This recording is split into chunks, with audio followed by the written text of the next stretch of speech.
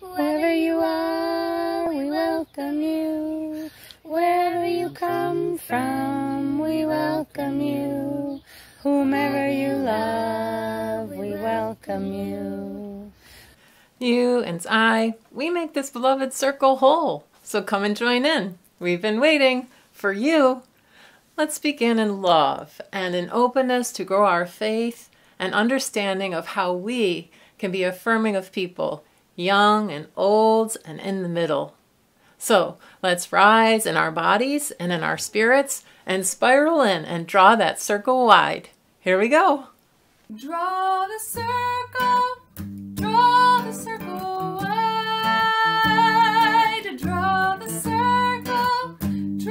circle wide. No one stands alone, we'll stand side by side. Draw the circle wide. And then here are these words. Draw the circle wide. Draw it wider still. Let this be our song. No one stands alone, standing side by side. Draw the circle wide. Draw the circle wide, draw it wider still. Let this be our song. No one stands alone, standing side by side. Draw the circle wide. Draw the circle wide, draw it wider still. Let this be our song. No one stands alone, standing side by side. Draw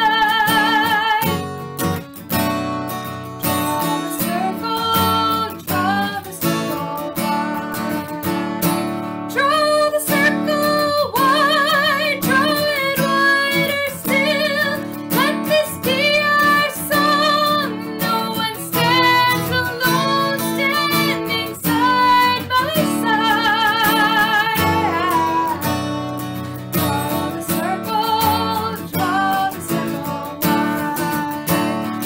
Draw the circle wide, draw it wider still. Let this be our song. No one stands alone, standing side by side.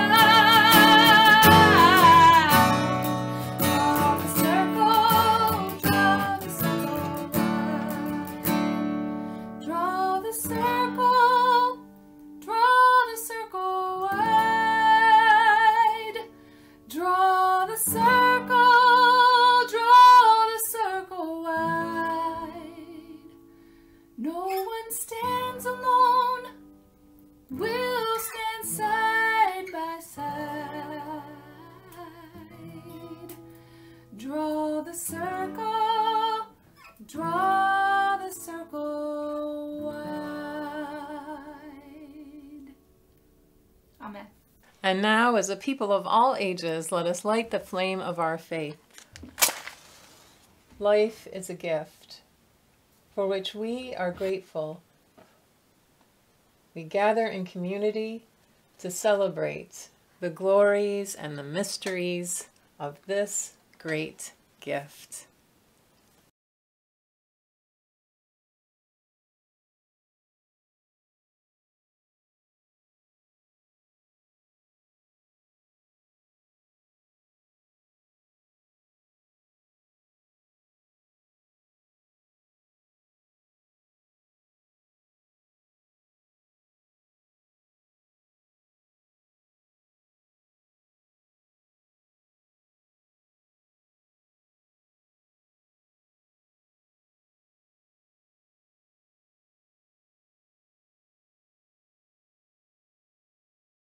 #home.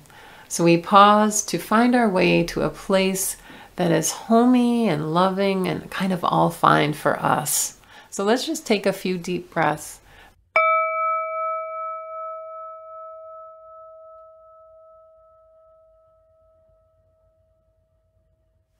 I invite you now to Call to your mind, heart, and body so you can actually pretend with your body that you're there in a space that feels homey and kind of all fine to you.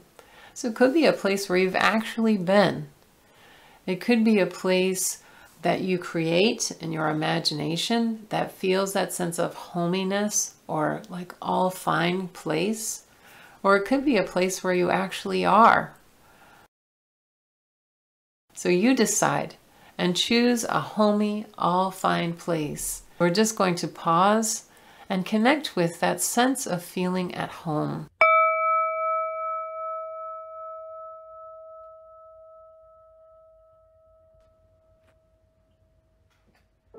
So notice in this all fine place, this homey place for you, who is there offering care, love, acceptance, or soothing for you. So it could be a pet or an animal. It could be an ancestor who's no longer alive. It could be a person in your family or friends. Who is there in that space that offers their love and support to you right now?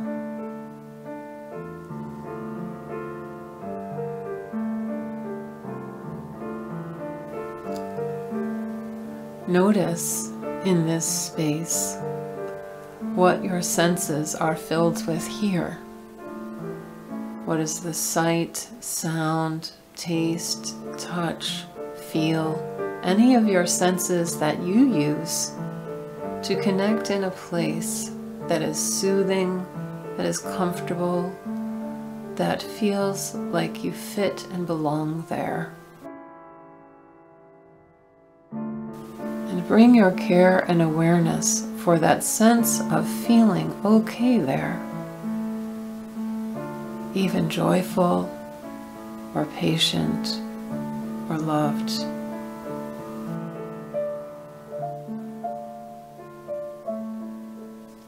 And we return together and offer our gratitude for this refuge that we can have with us wherever we go.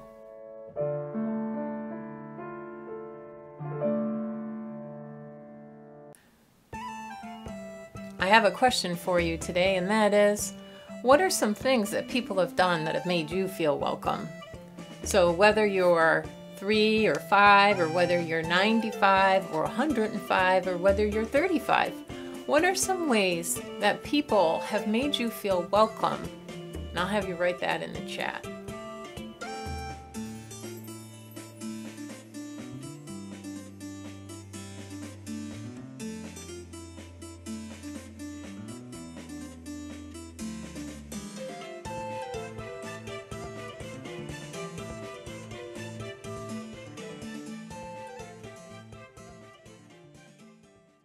Well, there's lots of things if we check in with our hearts, minds, and bodies that we know about what makes us feel welcome and not.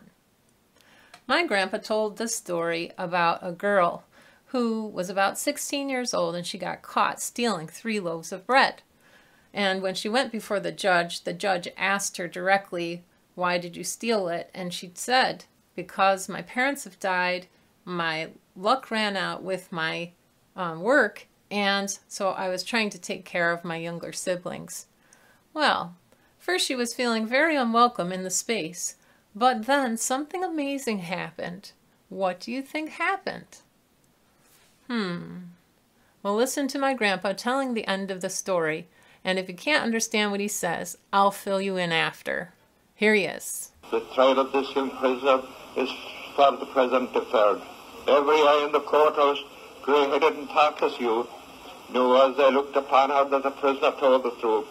And out from their pockets grew handkerchiefs, out from their eyes sprang tears, and out from their old failed waters treasured home for years. So what my grandpa was saying was that people started to cry, and so they took out their handkerchiefs because they were crying out of empathy for the girl's situation, but also that they took out their wallets and things that they had saved as treasures and gave them immediately to the girl. And the reason why I tell you this is because there's a certain generosity of heart that is in that cultural norm that is extended to people, not only to strangers, but to your own family, that you have this sense of welcome and generosity, because if you've been given something, it's a blessing and you treat it with respect and gratitude. And if you have something, then you can share it if someone doesn't. And that's kind of a norm or an expectation or a way of being with other people that in my tradition is passed on through the family.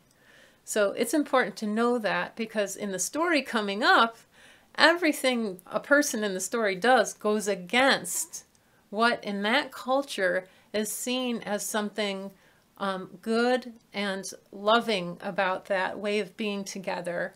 And so here's the Kyle family to share it with us. It's called The Old Cloak. Once in the city of Dublin, there lived a merchant by the name of Bridget MacDonald, who worked hard all her life to raise her family and provide for their welfare. She looked forward to the day when her son would take over the business and she could rest and enjoy the fruits of all her labors. When her son was grown, Bridget told him that she was now ready to step aside. She spoke softly. I've taught you everything I know, and you're the head of the household now. May it go as well for you as it did for me. Her son nodded, and the two shook hands. Soon he began to manage the shipments of the cloth and wool, dry goods and housewares, just as his mother had taught him. But after a while, he got to thinking. Why should I take care of this old woman? She's of no use to anyone now. All she does is take up a bed I could use for guests, and eat food that I should be keeping for myself. And soon enough, he had packed up a bag for his old mother and sent her out into the wide world, with not so much as a thank you for all there had done to bring him up and raise him.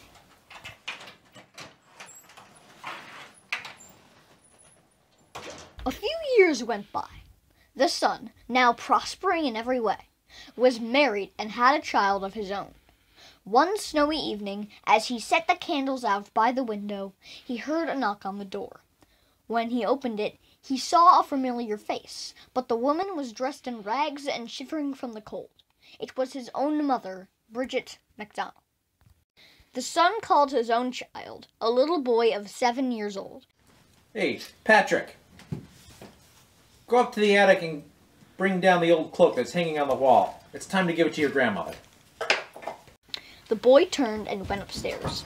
The son waited silently by the door as the old woman stood shivering and stamping her feet. A few minutes went by, the clock ticking on the mantelpiece. Then a few more. Now it was almost half an hour. The son grew impatient. What's keeping that boy? I better go up and see for myself. When the son went upstairs into the dusty old attic, he found his little boy sitting on the floor, carefully cutting the cloak with a great pair of shears. What are you doing wasting time up here cutting that cloth with your mother's good scissors? The boy looked up.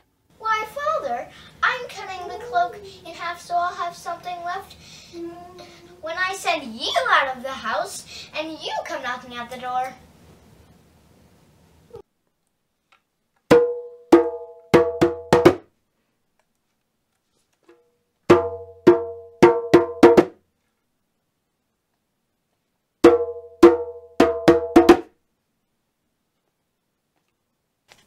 So in response to the story, I would invite you to take out the piece of paper and fold it in half. And on the inside, to draw something that you do that helps a person of a different age than you to feel welcome. So it could be the door to your home, or it could be the door to your heart.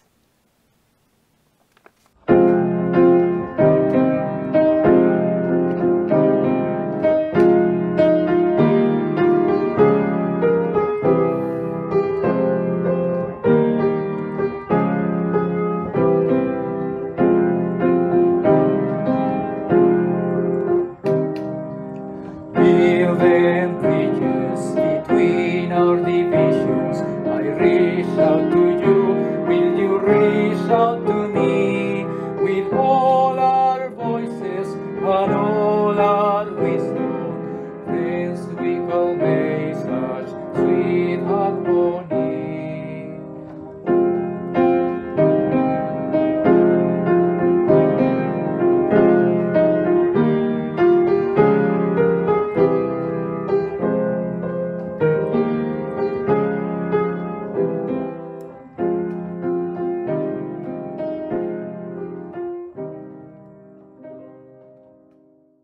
So this story has a lot to teach us, especially about our first principle, the inherent worth and dignity of every person, because we see the man whose mother is taking care of his needs and giving generously to affirm and promote his wholeness as he grows up.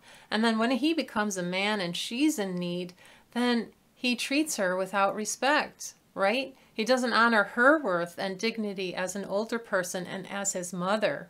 So not only is that bad, but especially in the Irish tradition that story comes from, it would be a serious violation of love and respect that people have for each other at a very basic level.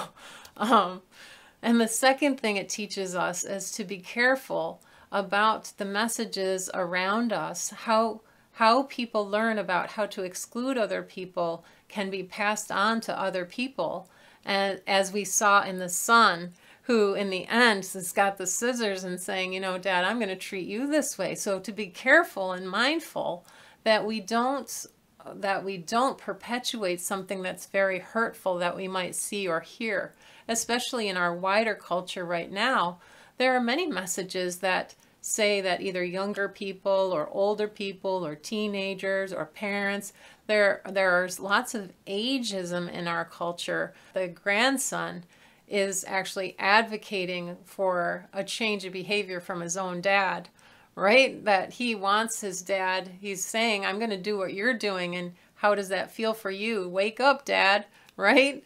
And that can be a powerful thing. It's a powerful story because of that.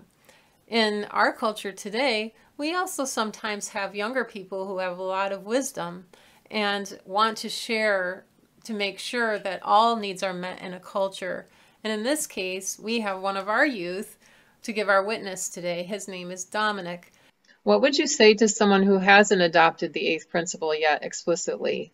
I'd say that it's important, even if you're following it, to declare that you're following it, because it helps people, it helps the movement. And I'd say that if they're not following it, that they need to get with the times, basically, and they need to help the change, because if they have power and are able to talk to people and sway public opinion, then I'd say that they need to start supporting this, because it's important and it helps the world. Our responsive affirmation today is, we need one another. Hi, I'm Josh, and I'll be doing this with me, my father, and my grandmother. We need one another when we grieve and would be comforted, like when my sister died and my family gathered around me to comfort me and support me. We need one another. We need each other when we are in despair, in temptation, and need to be recalled to our best selves, like when I was depressed about COVID and my family helped to remind me that this situation is temporary. We need one another. We need one another in the hour of success, when we look for someone to share our triumphs, like when I became a black belt in Taekwondo and celebrated with those I cared about. We need one another. We need one another in the hour of defeat, when with encouragement we might go on again, like when Walgreens canceled my second COVID chat and my family is helping me deal with this situation. We need one another. We need one another when we would accomplish some great purpose and cannot do it alone, like when all three generations work together to build our sunroom. We need one another. We need one another when we are in trouble or afraid, like when I suffered from anxiety about school and needed help from my parents. We need one another. All our lives, in all ages, we are in need and others are in need of us. So I hope you'll join us next weekend. Next Sunday, we'll be celebrating the 1-year turn that we've been on together online as families in COVID time. We've made it almost 1 year. I can't believe it. So please join us for that. And right after this worship at 10 o'clock, you can come to the youth group worship. So if you want to affirm our teens at church, that would be a great way to get a sense of who they are and spend some time with them. Great big love from church. I hope you go now with that great big love for people of every age, and that we build the beloved community where all people feel that sense of respect for their worth and their dignity. Bye for now.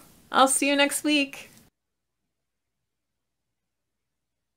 For each child that's born, a morning star rises and sings to the universe who we are. For each child that's born, a morning star rises and sings to the universe who we are. Oh, for each child that's born, a morning star rises and sings to the universe who we are. Oh, for each child that's born, a morning star rises and sings to the universe who we are.